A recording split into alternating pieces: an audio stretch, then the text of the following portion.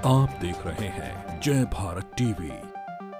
ये सरकार अधिकारी विभागों में नहीं बिठा रही है, ये वसूली एजेंट बिठा रहे हैं। जब इन्होंने बात नहीं सुनी, हमने माध्यमिक शिक्षा के मुख्य गेट पर भी वो बड़ा पोस्टर लगाकर लिख के आगे थी, भ्रष्टाचारियों को बाहर करो। बीआरपी और सीआरपी जैसे अहम पदों के लिए हो रही जो नियुक्तियां हैं, उन पदों के लिए ऐसी कंपनी या फर्म को आप ला रहे हो जो खुद 3 में ना 13 में है और वसूली एजेंटों का काम है। तो हम बखूबी जानते हैं जिन अधिकारियों और कर्मचारियों को उसमें हस्ताक्षर हुए हैं घसीटेंगे, कोर्ट में भी डालना पड़ेंगे, डालेंगे। महावीर लिस्ट के हाल देख लिए हैं, आज क्या जजमेंट आया है, ऐसे हाल तुम्हारे भी होंगे। इससे पहले मदन रावत को जिस दिन इनका लास्ट दिन था, जिस दिन सेवानिवृत्त होने थे, देखा कि किस तरीके से लास्ट दिन को लटकाया गया और जेल भेजा गया। छूटने वाले तो कोई नहीं है। अगर आपके फर्म और एजेंसी, आउटसोर्स एजेंसी की कंपनी की चयन प्रक्रिया से गड़बड़ियाँ स्टार्ट हो गई है, तो भर्ती में कितनी गड़बड़ियाँ होगी इसका अंदाजा आप नहीं लगा सकते। ये बात आप लोगों से और किसी से भी नहीं छुपी है कि इस प्रदेश के अंदर फर्जी स्थायी प्रमाण पत्र बनाकर लोग, जाति प्रमाण पत्र बनाकर लोग नौकरियाँ कर रहे हैं। तो ये वही खेल हो सकता है। यही तो उत्तराखंड में चल रहा है। सबसे बड़ी समस्या तो ये भर्ती प्रक्रिया शुरू कर दी, रजिस्ट्रेशन करवाने शुरू कर दिए हैं। आप कह रहे हैं कि उसकी अभी रजिस्ट्रेशन हो रहे हैं, उसमें लोग कर रहे हैं, फॉर्म खोल रहे हैं, मामला कोर्ट में है। ये तो कंटेम्प्ट ऑफ कोर्ट है। बिल्कुल, इन्होंने शुरू करवा दिया है। मुख्यमंत्री को रिपोर्ट जाती होगी, तो अगर मुख्यमंत्री भी मौन है तो मुझे लगता है कि मुख्यमंत्री भी पूरे इन्वॉल्व हैं। तो अगर मुख्यमंत्री इन्वॉल्व नहीं है तो रोके ना ऐसी चीज़ों को। शिक्षा विभाग में होने वाली नियुक्तियों को लेकर एक आउटसोर्स कंपनी को सरकार लाना चाह रही थी और जो टेंडर के जो मानक थे, उन मानकों के विपरीत एक कंपनी को ठेका देने की कोशिश की गई है। मामला कोर्ट में भी है, लेकिन इस मुद्दे को बेरोजगार संघ ने उठाया है।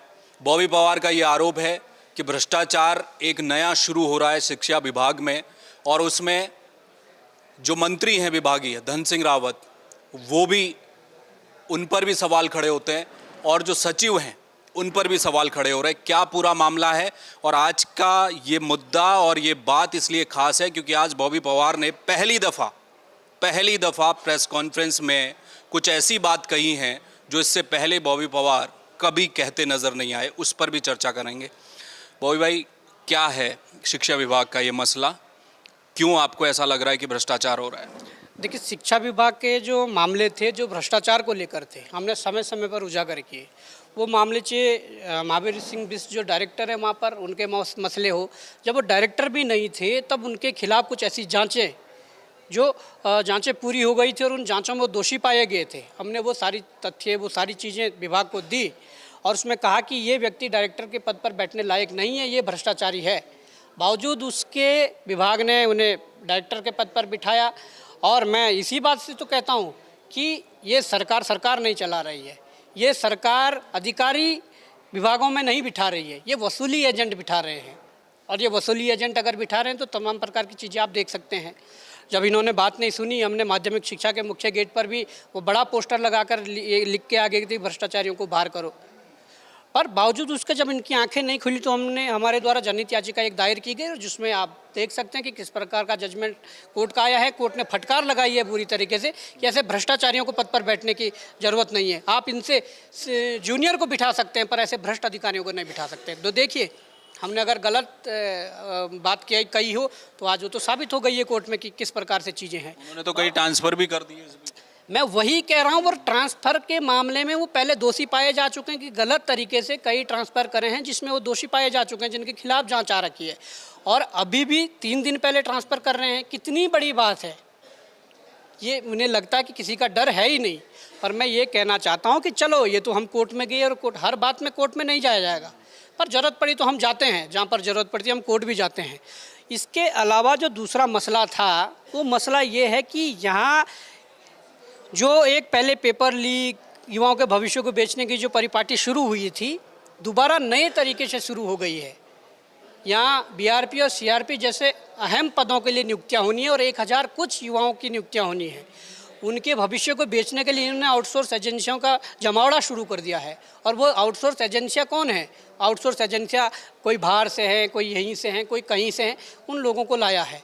अब बात ये होती है कि आपने जैम पे डाला और कंपनियां आई और आपने दे दिया, पर जिस कंपनी को टेंडर मिल रहा है वो कंपनी मानक ही पूरे नहीं कर रही है। वो कंपनी एमएसएमई के तहत रजिस्टर्ड है, परंतु वो लघु एवं सूक्ष्म उद्योग वाले में नहीं है, वो मध्यम उद्योग वाले में है।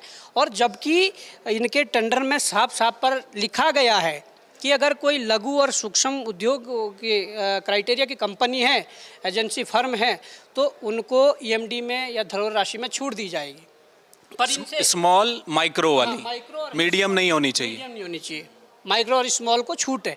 जब इनसे आरटीआई में मांगा गया कि इनकी जो धरोहर राशि की वो है तो उसको आप दे दीजिए, ईएमडी की जो दे दीजिए, तो इन्होंने क्या वही लेटर दे दिया कि एमएसएमई वाला कि ये है। तो एमएसएमई में तो वो मीडियम वाली है, आपके टेंडर में ही नहीं लिखा गया है कि मीडियम को ईएमडी में छूट होगी। आप मीडियम वर्ग की कंपनी है तो आपने ईएमडी में छूट कैसे दे दी, सबसे बड़ा प्रश्न ये है। दूसरी बात यह है कि जब आपने लास्ट 3 ईयर का जो एक्सपीरियंस मांगे थे, तो जब उसमें जो कंपनी को आपने टेंडर दिया है उस कंपनी ने 2022 से दिसंबर 2025 का वो उसमें डेट लिखी हुई है। अरे जब दिसंबर 2025 अभी आया ही नहीं है तो उसे कंप्लीट कैसे मान सकते हैं? ये क्या एक्सपीरियंस का जो है 3 साल का? 3 साल का उनने एक्सपीरियंस मांगा कि आपने कहाँ कहाँ सेवा दी है, उसका आप 3 साल का ब्यौरा लगाएंगे। तो वो 3 साल तो कंप्लीट नहीं हो रहे। अगर 2023 में अगर वो होता तो मुझे लगता कि वो टेंडर 2024 में अगर पूरा 3 होता उनका तो कर सकते थे, पर अब 25 में पूरा ऑर्डर आपने दे दिया। क्या इस बीच वो कंपनी कहीं ब्लैक लिस्टेड नहीं हो सकती है? क्या इस बीच टर्मिनेट नहीं हो सकती है? क्या इस कंपनी पे कई आरोप नहीं लग सकते हैं? तो आप किस आधार पे बीआरपी और सीआरपी जैसे अहम पदों के लिए हो रही जो नियुक्तियाँ हैं, उन पदों के लिए ऐसी कंपनी या फर्म को आप ला रहे हो जो खुद 3 में ना 13 में है, जो कहीं ना कहीं मानक पूरे नहीं कर रही है? तो ये बड़ा भ्रष्टाचार है। जब हमारे संज्ञान में आया तो हमने उच्च अधिकारी जो विभाग के हैं उनको हमने दिया, बिंदुवार बना के दिया। पर देखिए उन्होंने भी जवाब बना के दिया, पर उस बिंदु पर जो महत्वपूर्ण बिंदु था जिसकी हम आज बात कर रहे हैं, उस बिंदु पर उन्होंने कोई जवाब नहीं दिया और अपना चलते बने। तो मैं ये कहना चाहता हूँ कि देखने के बाद भी अनदेखा करना ये वसूली एजेंटों का काम है, और वसूली एजेंटों का काम है तो हम बखूबी जानते हैं। जिन अधिकारियों और कर्मचारियों को उसमें हस्ताक्षर हुए हैं घसीटेंगे, कोर्ट में भी डालना पड़ेंगे, डालेंगे। महावीर बिष्ट के हाल देख लिए हैं, आज क्या जजमेंट आया है, ऐसे हाल तुम्हारे भी होंगे। इससे पहले मदन रावत को जिस दिन उनका लास्ट दिन था, जिस दिन सेवानिवृत्त होने थे, देखा कि किस तरीके से लास्ट दिन को लटकाया गया और जेल भेजा गया। तो छूटने वाले तो कोई नहीं है अगर तरीके से नहीं चलोगे ये। जी कोर्ट में भी मामला है, कोर्ट ने भी डबल बेंच का निर्णय है, बल्कि चीफ जस्टिस का उसमें ऑर्डर है, वो क्या कहते हैं? उन्होंने पुष्टि की है कोर्ट ने जो आरोप आप लगा रहे हैं? देखिए, हम जो आरोप लगा रहे हैं, हमें तो जब चीज़ें मिली कि भाई ये गलत कंपनी को मिला, हमने वो आरोप लगा रहे हैं और उस पर हम लड़ रहे हैं। पर जो जिस कंपनी का अहित हुआ है उसने भी वो डॉक्यूमेंट देखे होंगे, और उसने जब वो डॉक्यूमेंट देखे तो कोर्ट गया, और कोर्ट की डबल बेंच का ये जजमेंट है जिसमें खुद चीफ जस्टिस जी हैं और एडवोकेट जस्टिस थपलियाल जी हैं। तो उनके द्वारा तो उस जो एजेंसी गई जिसका अहित हो रहा था उस कंपनी को बताया गया कि this is fully qualify this bid. 2 number वाली दोनों, हाँ, जो दूसरे नहीं, पहली दूसरी तो शायद बाहर हो गई थी कुछ टेक्निकल बिड में या कुछ ऐसी, ये तीसरी है और वो चौथी है। अच्छा, ये तीसरी है? हाँ, जिस पर आरोप है तीसरी है, वो चौथी कोर्ट में गई। तो चौथी कोर्ट में गई कि भाई मेरा अहित हो रहा है, इस तरीके की चीज़ें हैं। तो जब कोर्ट ने पूरे तथ्य देखे तो कोर्ट ने भी तभी जजमेंट दिया है, तो उसके बाद तो इन्हें समझ जाना चाहिए था। और अगर इनके पास कुछ और तथ्य थे तो इनके पास 2 रास्ते थे, या सुप्रीम कोर्ट जाते या रिव्यू पिटिशन डालते। पर ये इतने बड़े हो गए हैं कि इन लोगों ने कोर्ट के जजमेंट के बाद अपनी एक बैठक बुलाई और उस बैठक में ये तय कर लिया कि कौन सही कौन गलत, और ये प्रक्रिया शुरू करवा दी। अगर आपके फर्म और एजेंसी, आउटसोर्स एजेंसी की कंपनी की चयन प्रक्रिया से गड़बड़ियाँ स्टार्ट हो गई है तो भर्ती में कितनी गड़बड़ियाँ होगी इसका अंदाज़ा आप नहीं लगा सकते। तो मैं यही कहना चाहता हूँ कि जब कोर्ट के जजमेंट के बाद भी आप नहीं मान रहे तो बड़ी दिक्कत है, और ये बड़े भ्रष्टाचार के करने के मूड में है। तो हम चाहते हैं कि हम अपने युवाओं के भविष्य को नहीं बेचने देंगे, इस प्रदेश के संसाधनों को नहीं बिकने देंगे, यहाँ के इस प्रदेश के लिए जो लड़ाई हम लड़ रहे हैं वो लड़ते रहेंगे। इस बात की आशंका आपको है कि अगर इस कंपनी के हाथ में ये आता आउटसोर्स का पूरा जिम्मा, तो क्या बाहर से लोग आए जाते, उत्तराखंड के लोगों का अहित होता, ये आप कह रहे हैं? आपने बड़ा एक अच्छा सवाल पूछा है। मुझे 2 दिन से लड़कों के फ़ोन आ रहे हैं, कई लड़कों ने कहा कि भाई साहब फॉर्म नहीं भरे जा रहे हैं, फॉर्म खुल ही नहीं रहा है। और फिर लड़कों के फ़ोन आए कि फॉर्म खुल रहा है। परंतु बाहर जो विज्ञापन में दिया गया हुआ है कि बीएड टीटी और वो जो दिया हुआ है परसेंटेज इतना इतना, ये वो ठीक है, पर अंदर जो फॉर्म खुल रहे हैं उसमें दिया हुआ है कि ओ लेवल का सर्टिफिकेट चाहिए, बी लेवल का चाहिए, CCC चाहिए, तमाम प्रकार की चीज़ें चाहिए। और मैं दावे के साथ कह सकता हूँ कि उत्तराखंड में जो बीएड करे हुए व्यक्ति हैं, जो टीटी करे हुए व्यक्ति हैं, वो 90% लोग ऐसे हैं जिनके पास ना तो CCC तो हो भी सकता है, ग्रुप सी के चक्कर में किसी ने बना लिया हो, कर लिया हो, ओ लेवल नहीं होगा, दूसरा चीज़ें जो बी लेवल मांग रहे हैं, सी लेवल मांग रहे हैं, वो नहीं मांग रहे। तो इससे तो ये अंदेशा लगाया जा रहा है कि जिस प्रकार से एक मानक पूरी ना करने वाली कंपनी को, बाहरी कंपनी को जानबूझकर थोपा गया है और वो किस हिसाब से अंदर फॉर्म में दर्शा रही है, तो इससे तो यही लगता है कि कुछ और भी आशंकाएं हैं। ये बात आप लोगों से और किसी से भी नहीं छुपी है कि इस प्रदेश के अंदर फर्जी स्थायी प्रमाण पत्र बनाकर लोग, जाति प्रमाण पत्र बनाकर लोग नौकरियां कर रहे हैं। तो ये वही खेल हो सकता है। तो इसलिए मैं ये कह रहा हूँ कि भाई जब कंपनी की चयन प्रणाली में इतनी बड़ी गलतियाँ हैं, इतनी बड़ी खामियां हैं, इतना बड़ा भ्रष्टाचार है, तो भर्ती पूरी करने में कितना बड़ा भ्रष्टाचार होगा इसका अंदाज़ा लगाना नामुमकिन है। लेकिन एक दिलचस्प बात और भी है ना बॉबी भाई, कि अगर उस कंपनी, आप कह रहे हैं कि उसकी अभी रजिस्ट्रेशन हो रहे हैं, उसमें लोग कर रहे हैं, फॉर्म खोल रहे हैं, मामला कोर्ट में है, ये तो कंटेम्प्ट ऑफ कोर्ट है। बिल्कुल, इन्होंने शुरू करवा दिया है। हमने जैसे संज्ञान में डाला, इन्होंने तुरंत बैठक करी और कहा कि ये बिंदु पर आई और इनमें हमने फैसला ले लिया है और शनिवार से इस पर वो शुरू कर दिया जाएगा। यही तो उत्तराखंड में चल रहा है। सबसे बड़ी समस्या तो ये है। भर्ती प्रक्रिया शुरू कर दी, रजिस्ट्रेशन करवाने शुरू कर दिए हैं, रजिस्ट्रेशन करवाने शुरू कर दिए हैं। मामला कोर्ट में सुनवाई, कोर्ट में भी है। और दूसरी बात है कि जब भाई हमने इतने तथ्य, स्ट्रॉन्ग तथ्य है, जिन तथ्यों के आधार पर डबल बेंच जो अपना जजमेंट देती है वो तथ्य रखे हैं, तो मैं तो समझता हूं कि कहीं ना कहीं ये पूरी मिलीभगत मंत्री धन सिंह रावत से लेकर वंशीधर तिवारी और तमाम प्रकार के लोगों तक है। और अगर मुख्यमंत्री के संज्ञान में तो बात है, क्योंकि हमने समय पर हर जगह डाला है, LIU के संज्ञान में मुख्यमंत्री को रिपोर्ट जाती होगी, तो अगर मुख्यमंत्री भी मौन है तो मुझे लगता है कि मुख्यमंत्री भी पूरे इन्वॉल्व हैं। तो अगर मुख्यमंत्री इन्वॉल्व नहीं है तो रोके ना ऐसी चीज़ों को। और नहीं तो हम तो लड़ाई अभी मीडिया के माध्यम से बात रख रहे हैं, सड़कों पर हम लड़ रहे हैं, तमाम प्रकार की चीज़ें हम लड़ेंगे। नहीं माना तो फिर महावीर सिंह बिष्ट के लिए जैसी जनहित याचिका दायर की वैसी हम कोर्ट, हाई कोर्ट भी है, नहीं माना तो सुप्रीम कोर्ट भी है, क्योंकि लड़ाई हमें लंबी लड़नी और लंबी लड़ाइयाँ कहीं तक भी लड़नी पड़े, अब हम लड़ेंगे। ये तो कोर्ट की लड़ाई हो गई बॉबी भाई और लोकतांत्रिक लड़ाई हो गई, लेकिन आज आपने एक बड़ी बात कही है। मैंने पहले कभी बॉबी पवार को नहीं सुना इस मामले में। आपने बेरोजगारों को लेकर वहाँ लाठियाँ भी खाई, जनसैलाब भी सड़कों में उतरा, उन युवाओं को कंट्रोल करना, जहाँ पर वो युवा जो इसे नौकरी नहीं मिल रही थी, उनका जोश हाई था, वो कुछ भी उस दिन कर सकते थे देहरादून के अंदर। आपने तब भी उस पूरे मूवमेंट को बचा कर रखा। लाठीचार्ज हुआ वो एक अलग विषय है, लेकिन कोई ऐसा अहित नहीं हुआ था वहाँ पर, हिंसा नहीं हुई। आज बॉबी पवार ये कह रहे हैं कि वो फिजिकल असॉल्ट पर उतर आएंगे अगर उत्तराखंड में नेता, अधिकारी, कर्मचारी भ्रष्टाचार में लिप्त होंगे। ये नौबत क्यों आई, ये कह रहे हैं आप?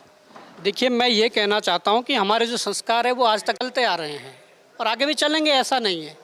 संस्कार जो दूसरों के लिए रिस्पेक्ट है, और जो रिस्पेक्ट जो कहीं ना कहीं यहाँ के अधिकारी, यहाँ के नेता खोते जा रहे हैं हमारे नज़रों से, क्योंकि हम जिस प्रकार से उन्हें सोचते थे, जिस प्रकार से एक देखते थे कि अधिकारी है और जिस प्रकार की हम रिस्पेक्ट करते थे, तो इनके जो कारनामे उनसे रिस्पेक्ट ख़त्म होती जा रही है, अपनी रिस्पेक्ट को खोते जा रहे हैं, यहाँ के नेता रिस्पेक्ट को खोते जा रहे हैं। तो मैं ये कहना चाहता हूँ कि हम बड़ी चुनौतियों से, हम बड़ी परेशानियाँ झेलकर इस प्रकार के एविडेंसों को इकट्ठा करते हैं, इन प्रकार के साक्ष्यों को इकट्ठा करते हैं। हम लोगों के पास संसाधनों का अभाव है, तमाम प्रकार की चीज़ों को दरकिनार रखते हमें कई 100 किलोमीटर दूर इन तथ्यों को जमा करने के लिए जाना पड़ता है, दौड़ लगानी पड़ती है, सारी सुरक्षा भी है, बहुत सारी चीज़ें हैं। तो इसके बाद हम बड़े उम्मीदों के साथ, विश्वास के साथ जिस अधिकारी के चरणों में वो फाइल लेके जाते हैं कि भाई इस पर कार्रवाई होनी चाहिए, ये सारी चीज़ें हैं, ये तथ्य हैं, जिस नेता के पास जाते हैं वही नेता, वही अधिकारी उन फाइलों को दबाना शुरू कर देते हैं। तो मुझे लगता है कि उन्हें यही लगता है कि लोकतांत्रिक तरीके से चीज़ें चल रही है, चिल्लाते हैं, मीडिया में 2 दिन आ जाते हैं, बोल देते हैं, उसके बाद मामला शांत हो जाता है, उन्हें यही लगता है। पर वास्तविकता ये है कि ये वो उत्तराखंड है, ये ना डंडा खाने के लिए डरा है, ना डंडा चलाने के लिए डरा है, ये ना गोली खाने के लिए डरा है, ना गोली चलाने के लिए डरा है, ये वो उत्तराखंड है। और ये हमने अगर आज बोला है तो वो सच्चाई है। हमारी टीम तैयार हो चुकी है। जो अधिकारी अपने कर्तव्य का जो सही तरीके से निर्वहन नहीं करेगा, उसकी गलती का एहसास के रूप में उसे ज्ञापन देकर, पत्र देकर 1 से 2 बार उसे अवगत करवाया जाके गलती हुई है, आप सुधार दीजिए, उसके बावजूद भी कोई सुधारता नहीं है तो उसके लिए साफ तौर पर उसका मुंह भी काला किया जाएगा, उसके हाथ टांगे भी तोड़ी जाएगी। जहां ज़रूरत पड़ी जनता के बीच में खींचकर उसे सबक भी सिखाया जाएगा। तमाम प्रकार की चीज़ें ये आज हमने बोल दिया है। उसके लिए टीम तैयार हो चुकी है। बॉबी पवार को हाथ लगाने की ज़रूरत नहीं है, क्योंकि लोग इतने फ्रस्ट्रेट हो चुके हैं। लोग इस व्यवस्था से इतने वो हो चुके हैं। क्या एक टीम बनाएंगे फिजिकल असॉल्ट को लेकर? क्या करेंगे? कौन लड़के होंगे उसमें? ऐसी टीम नहीं बनेगी कि हम कोई एक फोर्स बनाने जा रहे हैं, कोई आर्मी बनाने जा रहे हैं। संघर्ष करने वाले लड़के हो रहे हैं। जो युवा 200, 250, 300, 400 किलोमीटर दूर इन साक्ष्यों के लिए जाते हैं, तथ्यों को इकट्ठा करने जाते हैं, उनके दिल से पूछो ना कि जब इतनी मेहनत से वो तथ्य इकट्ठा करके लाते हैं। भाई आपकी आवाज़ युवा सुनता है, प्रदेश में आपके बहुत सारे फॉलोवर हैं और वो युवा यंग है, उनका जोश हाई है। अगर बॉबी पवार खुलेआम अगर इस बात को कहेंगे तो वो बागेश्वर में बैठा हुआ लड़का तो सोचेगा कि बॉबी ने बोल दिया है भाई अब तो फिजिकल असॉल्ट भी चलेगा। हमने उससे पहले भी क्राइटेरिया रखा हुआ है, मानक रखे हुए हैं कि जो गलती करेगा 1 से 2 बार अवगत करवाया जाएगा, ठीक कर दीजिए। और जब सारी सीमाएं लांघी जाएगी, जब सारी सीमाएं लांघी जा रही होगी या जब पूरे मानक ही ख़त्म कर दिए जाएंगे, तब तो चीज़ें कुछ भी हो सकती है। तब उसमें कोई दिक्कत नहीं और होनी भी नहीं चाहिए। बहुत शुक्रिया, धन्यवाद। तो ये थे बॉबी पवार, जिनका ये कहना है कि जो मामला शिक्षा विभाग का चल रहा है, अब ये बड़ा दिलचस्प है देखना कि एक तरफ कोर्ट में सुनवाई चल रही है और दूसरी तरफ जिस कंपनी को आउटसोर्स का ठेका देने की कोशिश की जा रही है, अभी कोशिश ही है, लेकिन उसमें रजिस्ट्रेशन किए जा रहे हैं। अब कोर्ट का भी इसमें फैसला आना है। बेरोजगार संघ ने यह साफ कर दिया है कि वो लोकतांत्रिक तरीके से अपनी लड़ाई लड़ रहे हैं, लेकिन अगर ज़रूरत पड़ी कोई अधिकारी, नेता, कर्मचारी जो भ्रष्टाचार में लिप्त है और बार बार कहने पर भी कोई कार्रवाई और सही कदम नहीं उठा रहा, तो ऐसे अधिकारियों, कर्मचारियों, नेताओं का मुंह काला किया जाएगा और ज़रूरत पड़ी तो फिजिकल असॉल्ट भी हो सकता है। ये एक बड़ी बात है। कैमरामैन मयूर उपाध्याय के साथ हेमभट्ट, जय भारत टीवी।